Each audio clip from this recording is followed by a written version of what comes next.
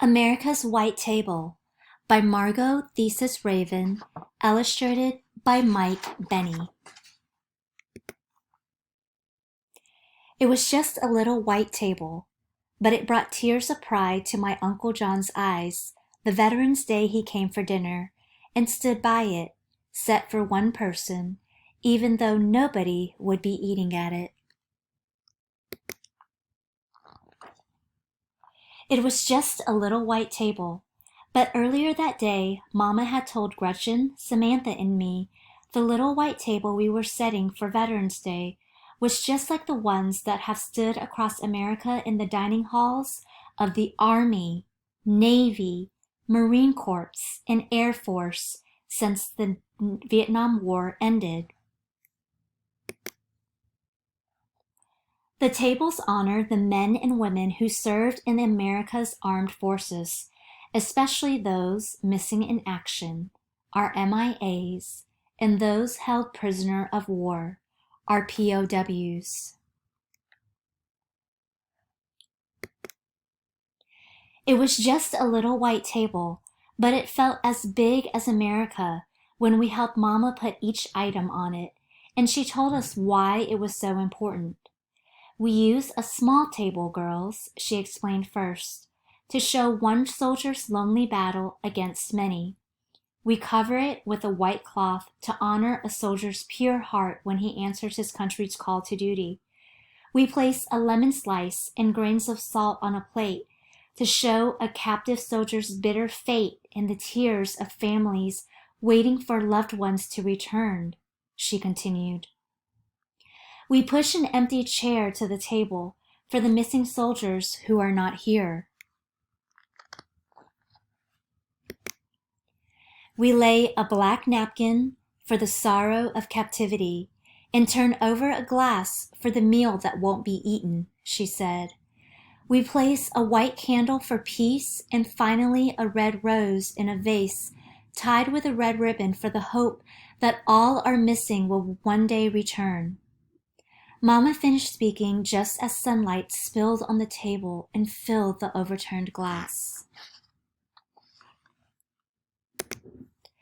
It was just a little white table, but it suddenly made me want to burst with a feeling I couldn't explain when Mama told us how much our setting, the white table, would mean to Uncle John that night. Then she told us something we didn't know. Our Uncle John, who gave us big bear hugs and spun us with airplane twirls and called me his Katie girl, was a POW in Vietnam before we were born. It was just a little white table, but it gave us the courage to ask Mama what happened to Uncle John in Vietnam. She quietly told his story. When Uncle John served in Vietnam, he was sent on a rescue mission, and his helicopter was shot down behind enemy lines, she began.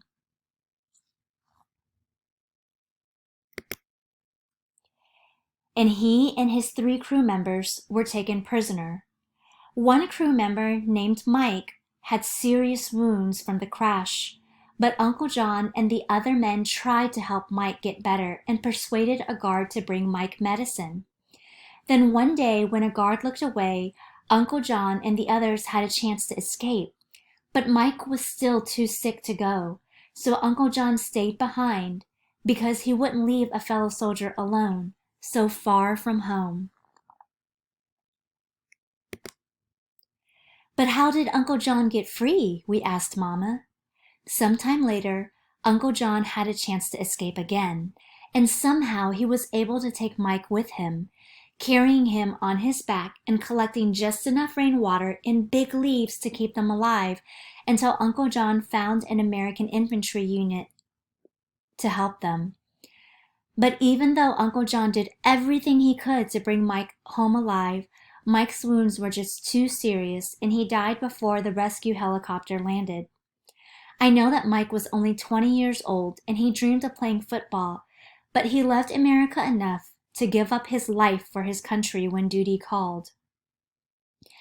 And I know how much Uncle John loves America too, But he learned when helping Mike that a soldier risked his life for a fellow soldier because the best of your country lives in every man and woman who would lay down their life for you too. It was just a little white table, but it needed words of gratitude, like Mama's Thanksgiving meal. So before Uncle John arrived for dinner, Gretchen and Samantha and I decided to put 3 gifts of our own on the table to honor our veterans. Gretchen colored pictures of all of the objects on the table, and Samantha wrote out the words of "My Country, 'Tis of Thee" as a tribute in song. But I didn't know what I, a 10-year-old girl, could ever put on the table that was more important as each veteran's gift of freedom to me. It was just a little white table, but I looked at it all dinner long. And in the quiet inside me, I could almost hear the silent soldiers of the empty chair singing, "Remember us, please. We are real people like your Uncle John and Mike, who left families and friends, homes and dreams of our own to protect your birthright of liberty from disappearing as easily as sunlight from a glass." It was just a little white table, but it took my words away when I hugged Uncle John goodnight and wanted to thank him for serving our country so bravely. So I just hugged him even harder and told him I loved him. Uncle John hugged me back even harder than I hugged him. And that's when I knew what I could put on the table. My promise to put the words from my heart into a little book about America's white table. In the book, I'd use Gretchen's pictures and Samantha's song and Mama's story about Uncle John and his friend Mike, because I hoped that everyone who read it would set a little white table on Veterans Day too, so that brave Americans the little table honors won't ever feel forgotten by the country they loved so much. Then in the salt, on the little white table, I trace the grains of the family's tears, what each man and woman who serves America is to me, a hero. And that's when I saw the tears of pride fill my Uncle John's eyes.